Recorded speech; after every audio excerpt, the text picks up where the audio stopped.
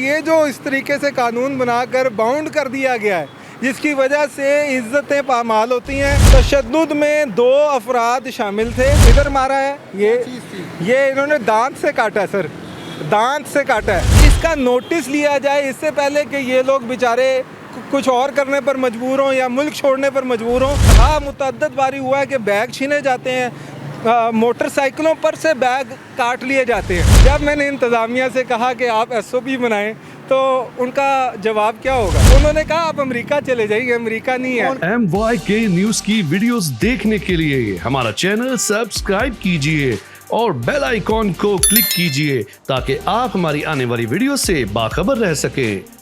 बिस्मिल्लाहिर्रहमानिर्रहीम, अस्सलाम वालेकुम। आप देख रहे हैं MYK न्यूज़ TV। मैं हूं आपका होस्ट आमिर भट्ट और आज मेरे साथ जो भाई मौजूद हैं, एक निजी हॉस्पिटल के अंदर जाते हैं। किस लिहाज से जाते हैं, क्या लेने जाते हैं, क्या मामलात होते हैं, इनको वहाँ पे कुछ लोगों ने पकड़ के मारा है। माशाल्लाह इनकी हाइट देखें, पूरा अमला इन पे बरस पड़ा है। क्यों, क्या वजह बनी, इन्हीं से जानते हैं। अस्सलाम वालेकुम जी। वालेकुम अस्सलाम। क्या नाम है आपका? मेरा नाम अरकम है और पेशे के एतबार से मैं फार्मासिस्ट हूँ। क्वालिफ़िकेशन के एतबार से, पेशे के एतबार से मेरा काम सेल्स का है और मार्केटिंग का है, मेडिसिन की।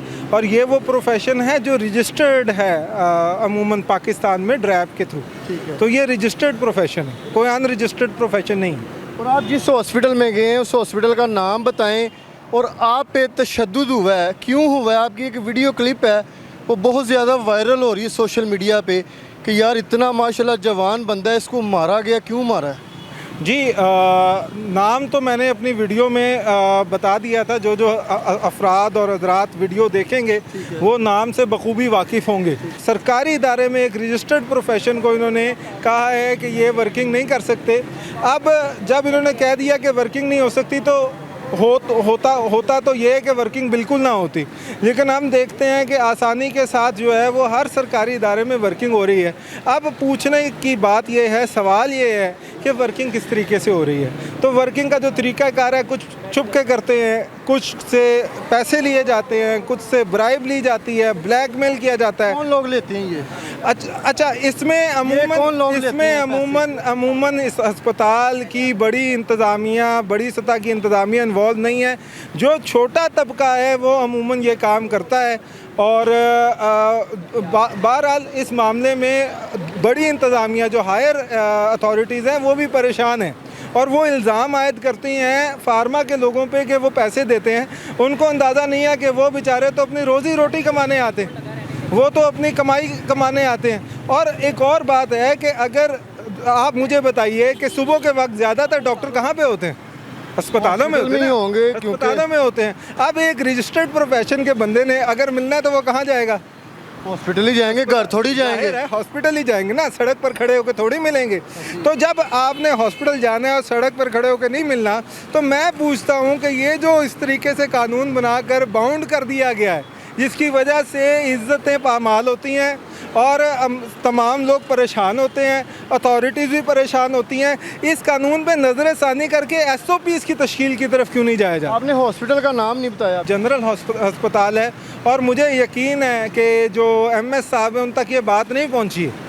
ये निचली इंतज़ामिया तक बात पहुंची है और उनकी सवाबदीद पर, उनकी हल्लाशेरी पर यह मामला हुआ है। और यहाँ तक हुआ है कि जब मुझे इन्होंने ज़दोकोब किया और उसके बाद जब मुझे ये लेकर गए हैं इंतज़ामिया के पास, तो इन्होंने मेरा बटवा छीना। मेरे किन्होंने? सिक्योरिटी गार्ड ने बटवा छीना है। उसके बाद इन्होंने जबरी तौर पर मेरे से माफ़ीनामा लिखवाया है क्योंकि ये मुस्तकिल धमकियां दे रहे थे। तशद्दुद कितने लोगों ने किया है? तशद्दुद में 2 अफराद शामिल थे, ठीक है। और हम चूँकि बाउंड होते हैं इसलिए हम लोग तशद्दुद कर नहीं सकते, हम मार नहीं सकते, बर्दाश्त कर सकते हैं। हाँ, अगर जो है वो सेल्फ़ डिफेंस में हमने उनको कुछ कह दिया है तो वो ज़ाहिर है हम अपना राइट ऑफ सेल्फ़ डिफेंस रखते हैं। लेकिन अगर आप CCTV देखेंगे तो वाज़े तौर पे नज़र आ रहा है कि मैं जा रहा हूँ और मुझे गाली दे के रोका गया है। मैंने उसने गाली दी है? ये गार्ड ने गाली दी। अब आप मुझे बताएं, गार्ड का काम गाली देना है? कितने अरसे से जा रहे हैं इस हॉस्पिटल में? मैं कमोबेश 1 साल से इस हॉस्पिटल में जा रहा हूँ। गार्ड आपको पहचानते नहीं है? वो गार्ड अच्छे तरीके से पहचानते हैं। तो उस दिन क्या हुआ, कोई पैसे देते हैं आप या पैसे नहीं उस दिन दिए? नहीं नहीं, होता अमूमन ये है कि ये लोग किसी एक बंदे को कभी ना कभी टारगेट कर लेते हैं और उसको इन्होंने बस निशाने इबरत बनाना होता है।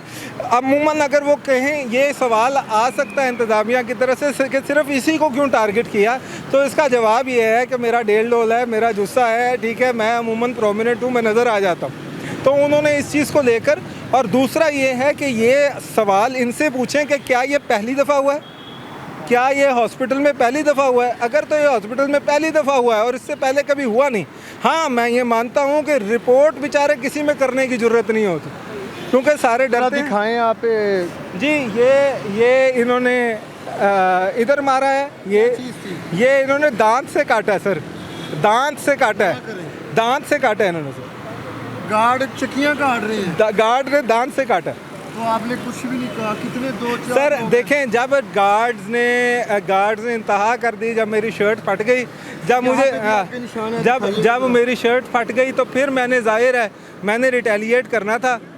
मैं इंसान हूँ, मैं रिपोर्ट नहीं हूँ। ये निशान है, ये नाम लगा क्या है? ये जाहिर है जब आपकी लड़ाई होती है तो आपको नहीं पता लगता क्या पड़ रहा है क्या नहीं पड़ रहा है। इन्होंने सर पे भी मुक्के मारे, सर पे भी मुक्के मारे हैं। अल्लाह का शुक्र है कि सर बच गया, सर पर जो है वो कोई खून वाला मसला नहीं हुआ। मैं जो बात अर्ज़ करना चाह रहा हूँ वो ये है कि मैं कानूनी तरफ क्यों नहीं गया, मैं FIR की तरफ क्यों नहीं गया। उसकी एक बुनियादी वजह है कि ये जो मामला है ये गार्ड्स की सतह से ऊपर का मामला है। उनको तो जो ऑर्डर्स मिले हैं वो उन्होंने जो है उन ऑर्डर्स को बजा ला रहे हैं और उन्होंने उस SOP पर अमल दरामद करना है जो उनको मिल चुकी है।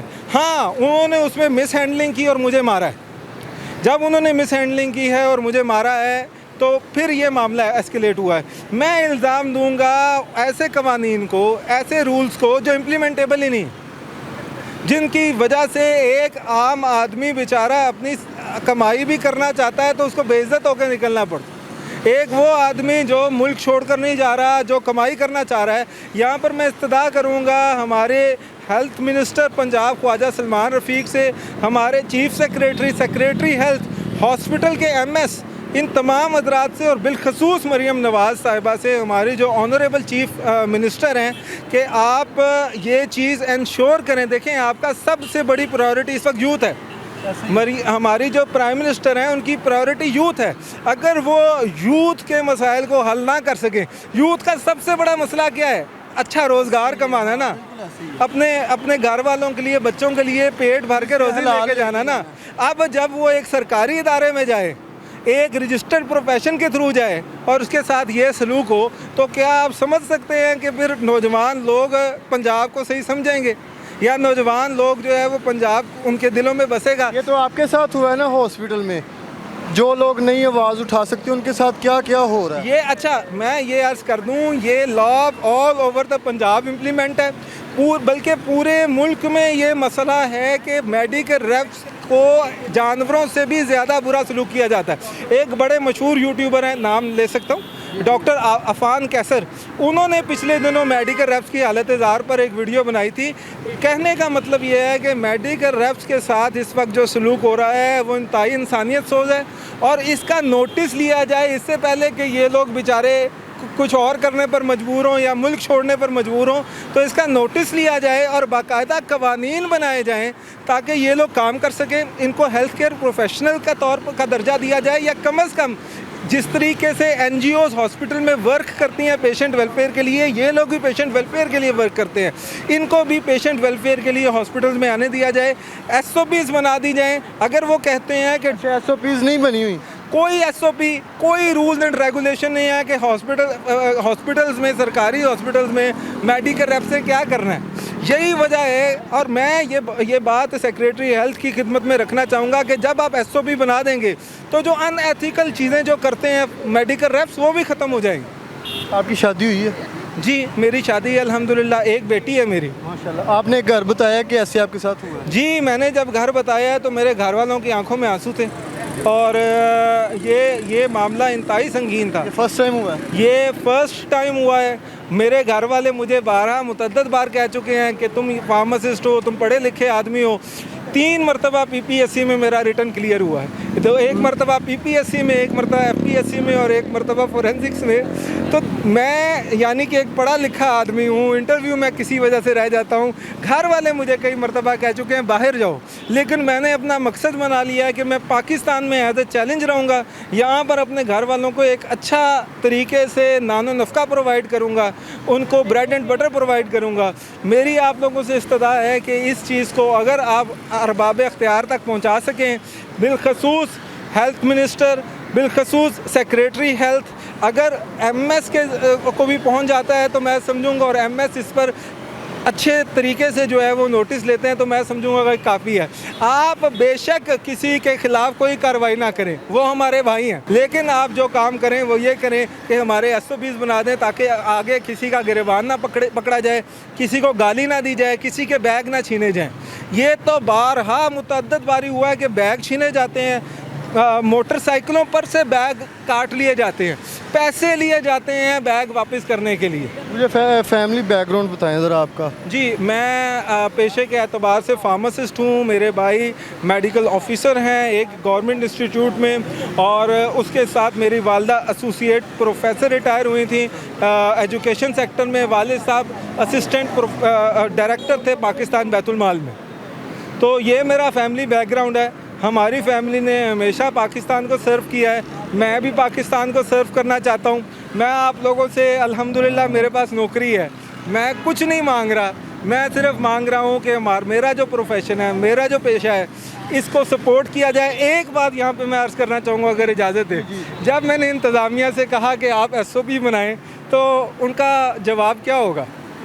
उन्होंने कहा होगा कि वो तो MS का काम है SOPs बनाना। उन्होंने कहा आप अमेरिका चले जाइए। अमेरिका नहीं है। कौन कह रहा है? ये हॉस्पिटल की इंतज़ामिया कह रही है। मैं इंतज़ामिया का नाम इसलिए नहीं लूँगा क्योंकि वो हमारे भाई है। ये आपको कह रहे हैं अमेरिका चले जाओ। वो कह रहे हैं अमेरिका चले जाओ, नहीं जाओगे तो हम मारते रहेंगे। यहाँ नहीं जाओगे तो ये तो पाकिस्तान है जी, मार पड़ती रहेगी। मतलब ये जो रूल ऑफ लॉ है ना सर, पाकिस्तान में इसका नाम नहीं लेना। कोई रूल्स, कोई रेगुलेशन आपने इसके नाम नहीं लेना। तो मैं इस्तदा कर रहा हूँ कि इसका नोटिस इस हवाले से लिया जाए कि SOPs बने। मेडिकल रैप प्रोफेशन कोई छोटा मोटा प्रोफेशन नहीं है, बहुत बड़ी तादाद में लोग इससे मुंसलिक हैं। ग्रेजुएट्स मुंसलिक हैं, अनपढ़ लोग मुंसलिक नहीं है। फार्मासिस्ट मुंसलिक हैं जो डॉक्टर्स के इक्वलेंट होते हैं, माहिर अद्वियात होते हैं।